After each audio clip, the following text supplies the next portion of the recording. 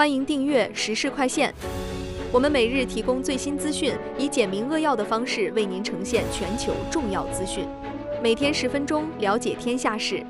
下边是详细内容。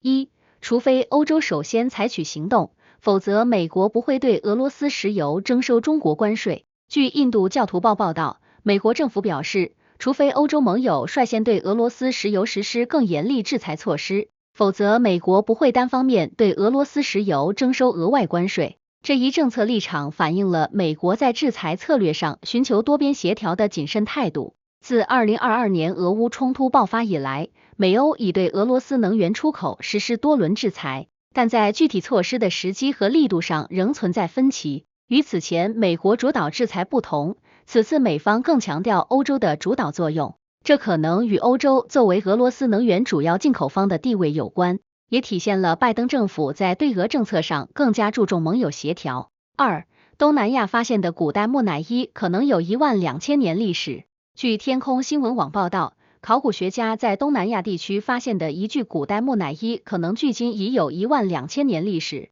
这一发现将大幅刷新该地区人类文明记录。初步碳14检测显示，这具保存完好的木乃伊来自新石器时代早期，其制作工艺展现了当时先进的防腐技术。此前，东南亚地区发现的最古老人类遗存约为8000年前。这次发现将人类在该地区活动的历史向前推进了4000年。专家认为，这不仅证明了早期人类在热带地区的适应能力，也为研究史前人类迁徙路径和文化发展提供了珍贵实证，有望重新书写东南亚史前史。三，美国将哥伦比亚列入未能合作打击毒品战争的国家名单。据美联社报道，美国国务院正式将哥伦比亚列入未能充分合作打击毒品贸易的国家名单，这标志着两国在禁毒合作方面出现重大分歧。美方指出，哥伦比亚2024年可卡因产量较上年增长18%，达到历史新高，且在铲除可卡因种植、打击毒枭网络方面配合不力。哥伦比亚总统佩特罗今年8月曾公开质疑美国主导的毒品战争政策有效性，主张采用更多社会经济手段替代军事打击。与20年前两国密切合作的哥伦比亚计划相比，当前双边禁毒关系明显恶化，这可能影响美国对哥伦比亚的军事援助和贸易优惠政策。四，联合国预测本世纪中叶臭氧层将恢复。据时报报道，联合国环境规划署最新评估报告预测，全球臭氧层有望在本世纪中叶基本恢复至1980年水平。这一积极预期主要得益于蒙特利尔议定书的成功实施。报告显示，自1987年议定书生效以来，全球已淘汰99%的臭氧消耗物质，南极臭氧空洞面积较峰值期缩小约26%。科学家预测，北极地区臭氧层将在2045年前恢复，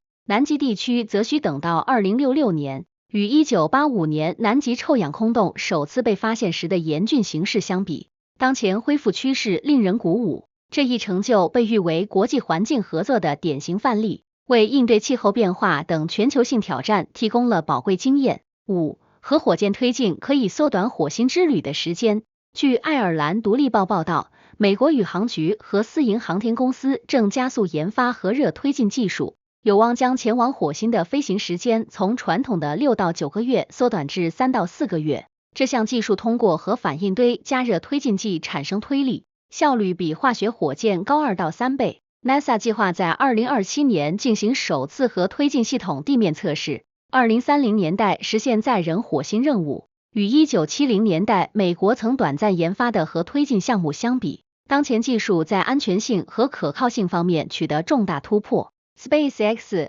蓝色起源等公司也积极投入相关研究。核推进技术被视为人类成为多行星物种的关键技术，将从根本上改变深空探索的时间成本和任务可行性。六，俄罗斯和白俄罗斯举行联合军事演习，展示核能力和常规能力。据美联社报道，俄罗斯和白俄罗斯9月16日启动为期1周的联合军事演习，重点展示战术核武器部署能力和常规军事力量。演习代号联盟决心负2025秒，涉及约12000名军人和先进武器系统，包括伊斯坎德尔导弹系统。俄总统普京和白俄罗斯总统卢卡申科亲自观摩演习，强调两国军事同盟关系。这是自2024年俄罗斯向白俄罗斯部署战术核武器以来规模最大的联合演习。与2022年俄乌冲突初期相比，俄白军事合作明显加深。分析人士认为，此举旨在对北约东扩施压，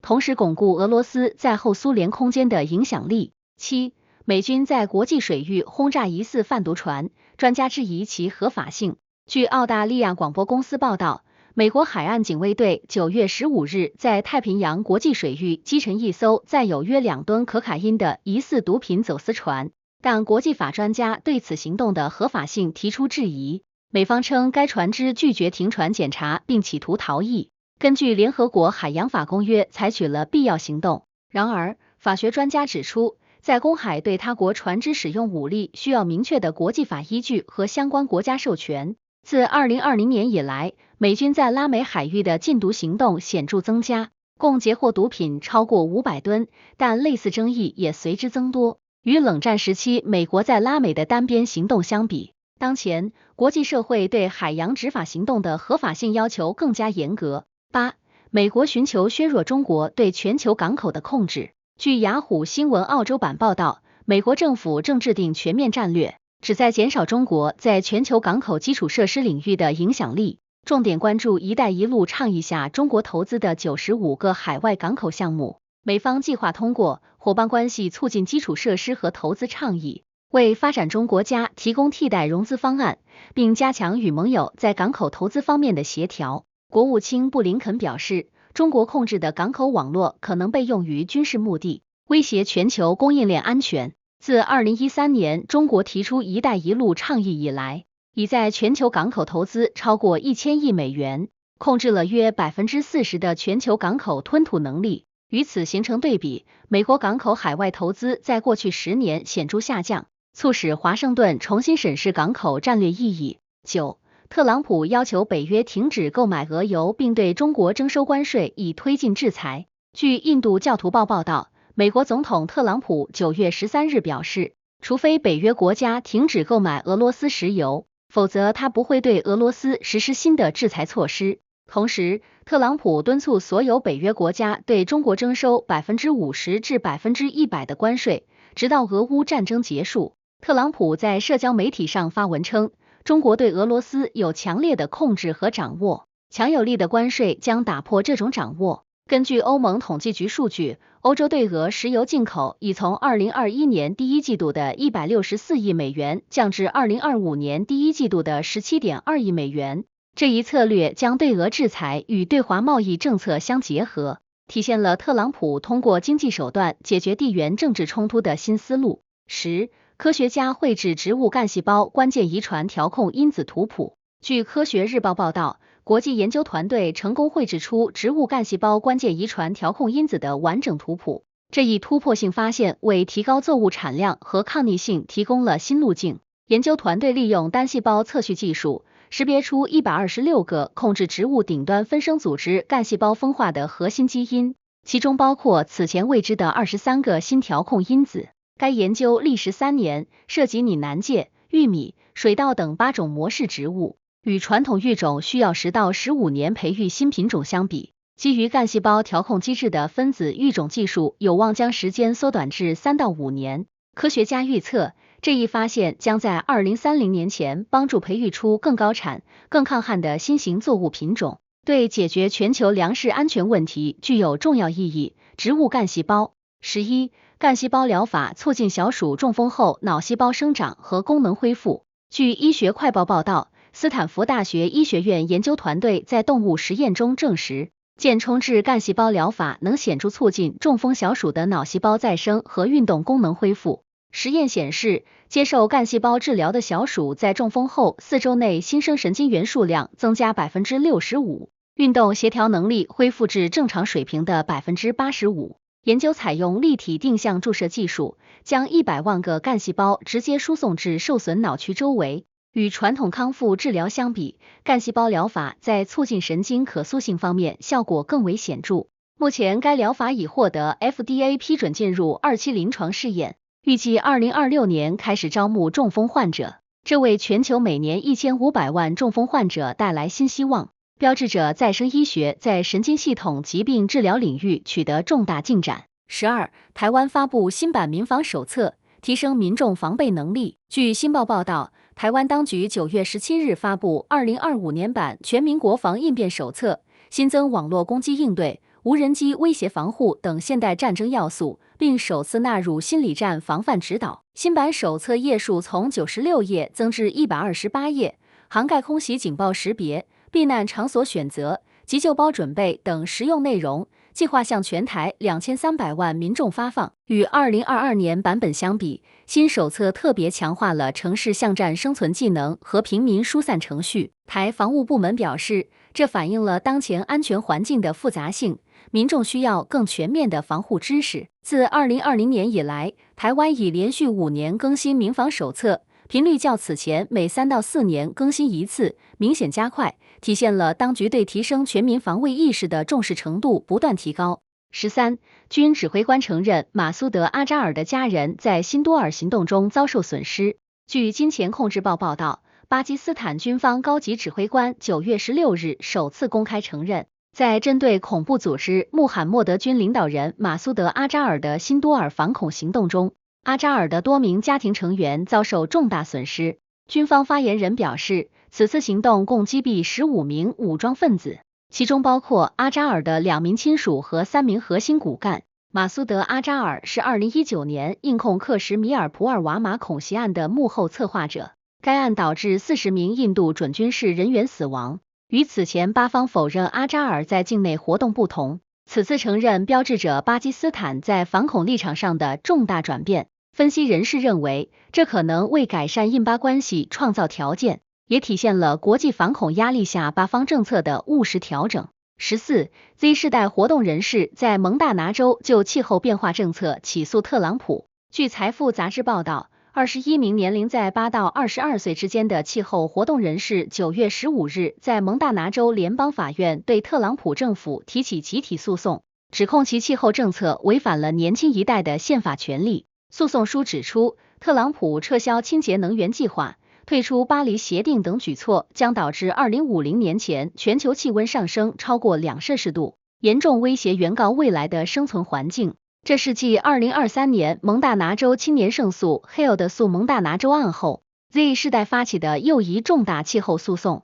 与传统环保运动相比，年轻活动人士更多采用司法手段推动政策变革，已在全美发起超过30起类似诉讼。法律专家认为，这类案件正重新定义政府在气候保护方面的法律责任。15. 世界望远镜捕捉到 M87 处不断变化的偏振模式。据哈佛史密森尼天体物理中心报道，世界望远镜国际合作组织发布 M87 星系中心超大质量黑洞的最新观测结果，首次捕捉到其吸积盘偏振光模式的动态变化过程。新数据显示 ，M87 黑洞周围的磁场结构每7天发生一次显著变化，磁场强度达到地球磁场的1000倍。这一发现基于2018到2024年连续6年的观测数据，涉及全球13个射电望远镜协同工作。与2019年首次发布的 M87 黑洞静态图像相比，动态偏振观测为理解黑洞吞噬物质和喷流形成机制提供了关键证据。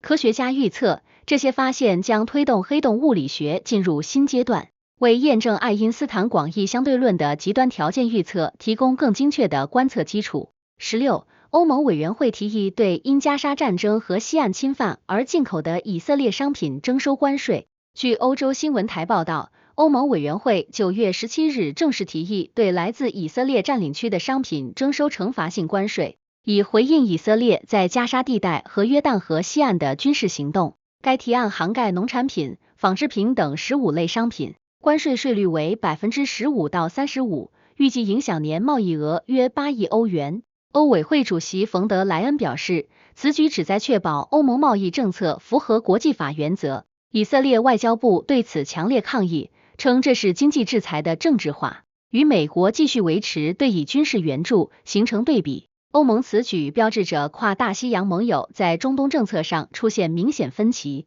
自2023年10月冲突升级以来，欧盟内部在对以政策上分歧加剧。此次关税提案仍需各成员国批准。17. 对于糖尿病和肥胖症患者，代谢手术比 GLP-1 受体激动剂更能降低死亡率和心血管事件。据《自然》杂志报道，一项涉及12万名糖尿病和肥胖症患者的大型队列研究显示，代谢手术在降低死亡率和心血管事件方面的效果显著优于 GLP-1 受体激动剂药物治疗。研究追踪患者5年发现，接受胃旁路手术或袖状胃切除术的患者，死亡率降低 35%， 心血管事件风险下降 42%， 而使用司美格鲁肽等 GLP-1 药物的患者相应风险仅下降 18% 和 25%。代谢手术患者平均减重幅度达 30% 到 40%， 远超药物治疗的 15% 到 20%。与2010年代谢手术被视为最后手段不同，该研究建议将其作为重度肥胖糖尿病患者的一线治疗选择。这一发现可能重新定义肥胖症治疗指南，为全球 4.6 亿糖尿病患者提供更有效的治疗策略。18. 荷兰现行政策不太可能实现2030年气候目标。据荷兰新闻网报道，荷兰环境评估署9月16日发布报告称，基于当前政策措施，荷兰不太可能实现2030年碳排放较1990年减少 55% 的气候目标，预计实际减排幅度仅为 48%。报告指出，工业部门和交通运输领域的脱碳进程明显滞后，需要额外投入120亿欧元才能弥补减排缺口。荷兰气候部长耶腾范泽尔认为，必须加快可再生能源部署和电动汽车普及速度。与2019年荷兰通过气候法时的雄心壮志相比，执行层面面临的挑战远超预期。作为欧盟减排目标最激进的成员国之一，荷兰的困境反映了欧洲绿色转型的普遍挑战，也为其他国家的气候政策制定提供了重要参考。19. 更高剂量的司美格鲁肽有望显著减轻体重。据对话网站报道，诺和诺德公司最新3期临床试验结果显示， 2.4 毫克剂量的司美格鲁肽商品名 Wegovy 能帮助肥胖患者在68周内平均减重4%，效果远超此前 1.7 毫克标准剂量的 12.4% 减重幅度。试验涉及2500名 BMI 超过30的成年患者，其中 35% 的患者体重减少超过 20%， 更高剂量组的恶心、呕吐等副作用发生率为 38%， 略高于标准剂量组的 31%， 但多数患者能够耐受。与传统减肥药奥利司他仅能减重 5% 到 8% 相比，高剂量司美格鲁肽的减重效果接近代谢手术水平。FDA 预计将在2025年第二季度批准该高剂量制剂上市，这将为全球超过 6.5 亿肥胖人群提供更强效的非手术治疗选择。20. OpenAI 发布 GPT-5 Codex 以提高编码性能。据科技雷达报道， OpenAI 于9月15日推出 GPT-5 Codex， 这是专门为软件工程任务设计的 GPT-5 模型版本。GPT-5 Codex 在真实世界编码任务中取得 74% 的成功率，能够动态调整推理时间，在简单任务上快速响应，在复杂任务上进行更全面的推理，以测试可独立工作超过7小时处理大型重构项目。该模型专注于真实世界的软件工程工作，既能胜任快速交互式绘画，也能独立完成长时间复杂任务。其代码审查功能可以在发布前捕获关键错误。GPT-5 在 Sweetbench Verified 上达到 74%，9% 的得分，在 Ada Polyglot 上达到 88%， 这标志着 AI 编程助手进入新阶段，为开发者提供更强大的编码支持。21. 哥伦比亚和平法庭判处哥伦比亚革命武装力量前领导人21000起绑架罪。据新报报道，哥伦比亚和平与正义特别法庭9月16日对哥伦比亚革命武装力量 FARC 前最高领导人罗德里格·伦顿等7名高级指挥官作出历史性判决，认定其对21396起绑架案件承担刑事责任。法庭裁定，这些绑架案发生在1990到2016年期间，涉及政客、企业家、军人和平民等各阶层人士。被告将面临15到20年的有效自由剥夺刑罚，但可通过参与和平进程项目来履行。与传统刑事审判不同，哥伦比亚和平法庭基于2016年和平协议建立的恢复性司法机制，旨在实现真相、正义与和解的平衡。这是该法庭成立以来审理的最大规模案件，标志着哥伦比亚在处理长达52年内战遗留问题方面取得重大进展。22，OpenAI 开发 ChatGPT 自动年龄验证功能，保护未成年用户。据 N 加德报道 ，OpenAI 公司9月17日宣布，正在开发 ChatGPT 自动年龄验证系统，利用机器学习算法分析用户对话模式、语言使用习惯和内容偏好，来识别潜在未成年用户。该系统准确率达到 91%， 能在用户交互过程中动态调整内容过滤级别。一旦检测到疑似未成年用户，系统将自动启动严格内容审核机制，限制成人话题讨论，并增强隐私保护措施。OpenAI 首席安全官米拉穆拉蒂表示，这项功能预计2025年第一季度上线。与目前依赖用户自主声明年龄的做法相比，主动识别技术能更有效保护儿童免受不当内容影响。这一举措响应了美国国会和欧盟对 AI 平台儿童安全问题的关切，可能成为行业新标准。23，俄罗斯在大规模在教育营中对乌克兰儿童进行思想灌输。据芬兰广播公司报道，联合国儿童权利委员会最新调查显示，俄罗斯在其控制领土建立了至少43个大规模在教育设施，对被强制转移的乌克兰儿童进行系统性思想灌输。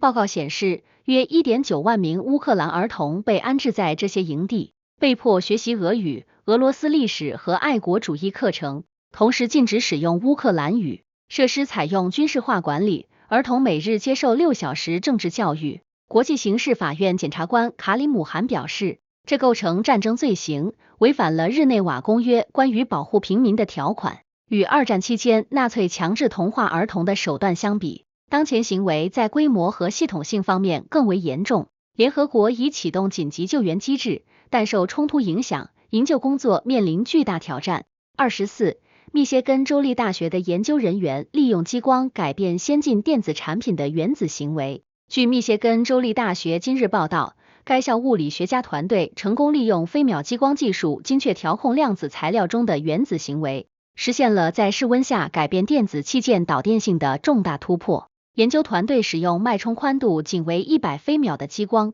对二维材料石墨烯进行原子级别的结构重组，使其导电率提升 200%。实验结果显示，这种激光调控技术能够在不破坏材料结构的前提下，实现电子性质的可逆转换。与传统需要高温高压的材料改性方法相比，激光技术具有精确度高、响应速度快的优势。首席研究员詹姆斯·陈教授表示，这一发现有望应用于下一代量子计算机和超高速电子器件制造。该技术预计将在2027年实现商业化应用，为半导体行业带来革命性变革。25，新研究揭示慢性移植排斥期间肾脏淋巴管的变化。据医学快报报道，美国约翰斯霍普金斯大学医学院研究团队通过对158例肾移植患者的长期追踪研究，首次详细描绘了慢性移植排斥过程中肾脏淋巴管系统的病理变化。研究发现，移植后第3年开始，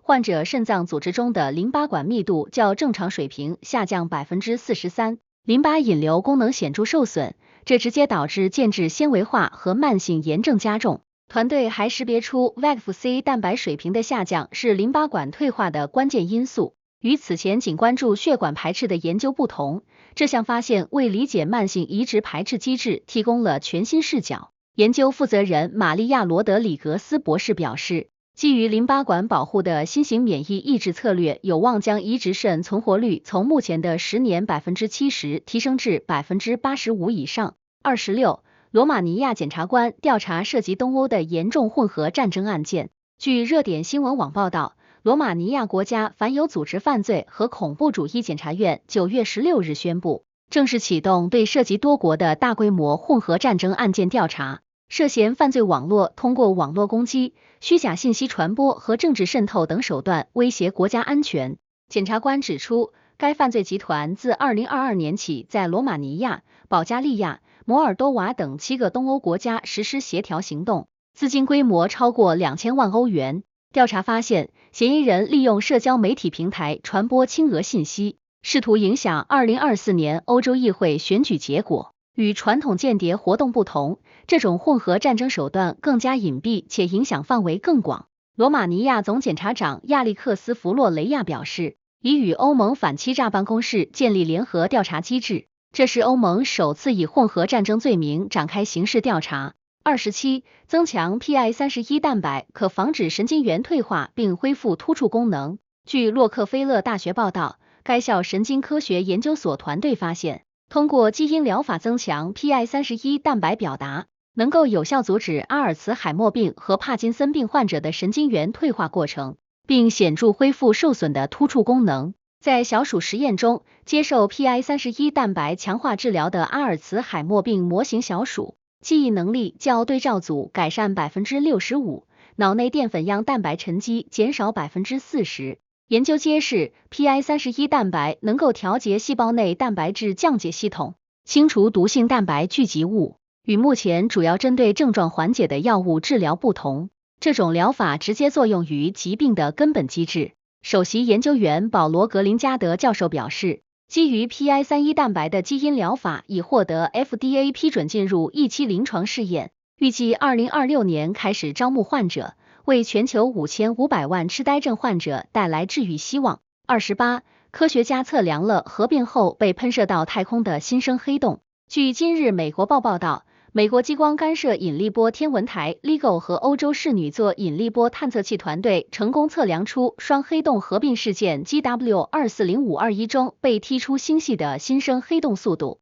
达到每秒1500公里，相当于光速的 0.5%。这一观测基于2024年5月21日探测到的引力波信号，两个质量分别为太阳35倍和29倍的黑洞合并形成质量为太阳61倍的新黑洞。科学家通过分析合并过程中引力波的频率变化和偏振特征，首次精确计算出黑洞反冲速度，与此前仅能通过理论模拟推测的情况不同。这是人类首次直接观测到黑洞被踢出母星系的过程。麻省理工学院的莱拉·费雷拉教授表示，这一发现证实了爱因斯坦广义相对论的右移预测，并为理解超大质量黑洞形成机制提供了关键证据。29. 美国批准在新框架下首次向乌克兰转让武器。据雅虎日本新闻报道，美国国防部9月17日宣布，根据新建立的乌克兰安全援助倡议框架，批准向乌克兰转让价值 4.2 亿美元的军事装备，包括155毫米榴弹炮、标枪反坦克导弹和防空导弹系统。这是美国首次通过该新框架进行武器转让，旨在建立更长期、可持续的军事支援机制。国防部长奥斯汀表示，新框架允许直接从军工企业采购武器交付乌克兰，而非从美军库存调拨，这将加快交付速度并减少对美军战备的影响。与2022年开始的紧急援助模式相比，新框架更注重乌克兰军队的长期作战能力建设。自俄乌冲突爆发以来，美国已向乌克兰提供超过1130亿美元军事援助。新框架的启用标志着美国对乌支援进入制度化阶段。30. 南方共同市场与欧洲自由贸易联盟建立自由贸易区。据环球报报道，南方共同市场巴西、阿根廷、乌拉圭、巴拉圭与欧洲自由贸易联盟瑞士、挪威、冰岛、列支敦士登9月16日在布宜诺斯艾利斯签署自由贸易协定，建立涵盖 3.5 亿人口、年贸易额达800亿美元的自贸区。协定将在5年内逐步取消 95% 商品的关税壁垒，重点涵盖农产品、工业制成品和数字服务贸易。巴西总统卢拉表示，这是南共识成立以来签署的最重要贸易协定，将为拉美地区带来年均300亿美元的出口增长，与停滞不前的南共识欧盟贸易谈判形成对比。此次协定谈判仅历时18个月即达成一致。分析人士认为，该协定将加强拉美与欧洲的经济纽带，为应对全球贸易保护主义提供新的合作模式。31. 联邦疫苗小组可能建议推迟新生儿接种乙肝疫苗。据奥兰多前哨报报道，美国疾病控制与预防中心免疫实践咨询委员会正在评估是否建议推迟新生儿乙型肝炎疫苗接种时间，从目前的出生后24小时内延后至6到8周龄。这一建议基于最新研究显示，早产儿和低体重新生儿过早接种可能增加呼吸暂停等不良反应风险。委员会审查了涉及12万名新生儿的大规模队列研究，发现推迟接种并未显著增加乙肝感染风险，但能将严重不良反应发生率从 0.8% 降至 0.3%。儿科学会主席玛丽赫弗南博士表示，新建议仅适用于母亲乙肝检测阴性的低风险新生儿，与1991年建立的现行接种计划相比，这将是30多年来首次重大调整。最终决定预计在10月发布，影响美国每年400万新生儿的疫苗接种策略。32. 每日服用减肥药 Orforglipron 可帮助1/5的参与者减轻 20% 或更多的体重。据卫报报道，礼来公司开发的口服 GLP-1 受体激动剂 Orforglipron 在3期临床试验中显示出卓越的减重效果。1200名肥胖患者中 20% 的参与者在36周内体重减少超过 20%， 平均减重幅度达到 14.7%。与需要每周注射的司美格鲁肽不同， Orforglipron 为每日口服制剂，患者依从性更高。试验显示，接受45毫克最高剂量治疗的患者中 65% 实现了 10% 以上的减重目标。常见副作用包括恶心和腹泻，但严重程度较注射剂型更轻。礼来公司首席医疗官麦克梅森表示，该药物已向 FDA 提交上市申请，有望2025年底获批。与目前市场上的 Wegovy 相比，口服制剂的便利性可能使其成为减肥药物市场的游戏规则改变者，预计年销售额将超过100亿美元。新闻日日更，世界在手中。今天的时事快线就到这里啦，有想法的朋友我们评论区聊聊，明天见。